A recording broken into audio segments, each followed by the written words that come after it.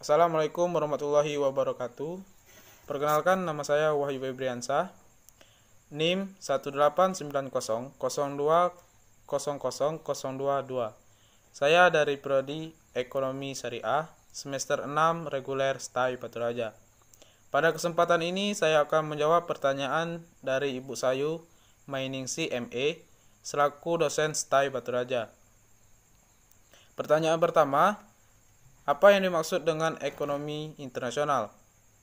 Pengertian dari ekonomi internasional adalah sebagai cabang dari ilmu ekonomi yang mempelajari dan menganalisis tentang transaksi dan permasalahan ekonomi internasional, baik itu ekspor maupun impor, yang meliputi perdagangan dan keuangan atau moneter, serta organisasi, baik itu swasta maupun pemerintah, dan kerjasama ekonomi antar negara.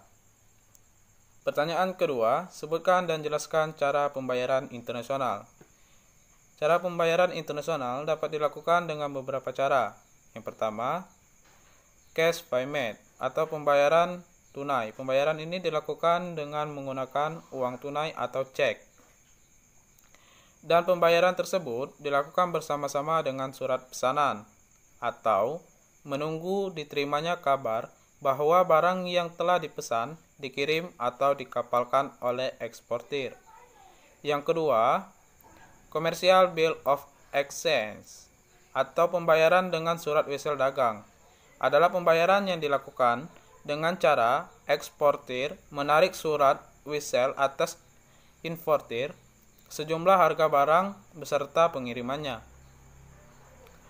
Yang ketiga, private compensation atau kompensasi pribadi adalah cara pembayaran internasional yang dilakukan antara importir dengan eksportir dengan melakukan kompensasi penuh atau sebagian hutang piutang. Dalam pembayaran ini dapat dilakukan baik secara langsung maupun tidak langsung. Metode ini melibatkan orang ketiga untuk mengurangi atau meniadakan transfer valuta asing ke luar negeri.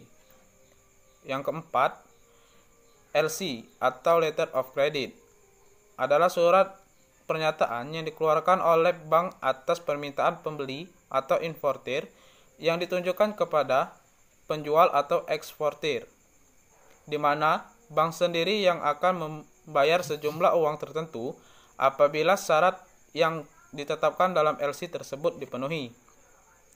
Yang kelima, open account atau pembayaran kemudian, di mana eksportir mengirimkan barang kepada importir tanpa adanya dokumen-dokumen untuk meminta pembayaran, dan pembayaran tersebut dilakukan setelah barang tersebut terjual atau setelah 1-3 bulan dari tanggal pengiriman.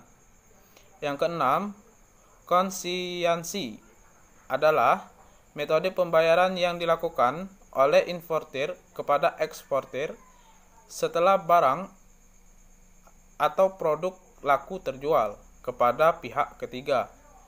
Dengan sistem ini, importir bertindak sebagai pemasaran dari pihak eksportir. Pertanyaan nomor 3, sebutkan jenis-jenis pasar valuta asing. Yang pertama, spot atau pasar tunai adalah pasar yang memfasilitasi transaksi-transaksi nilai tukar mata uang, di mana falas dijual secara tunai dan penyerahan falas ditetapkan 2 hari kerja berikutnya. Yang kedua, forward adalah pasar yang memfasilitasi perdagangan kontrak forward mata uang. Transaksi ini merupakan transaksi falas di mana pengiriman uang dilakukan pada suatu tanggal tertentu di masa yang akan datang. Yang ketiga, swap.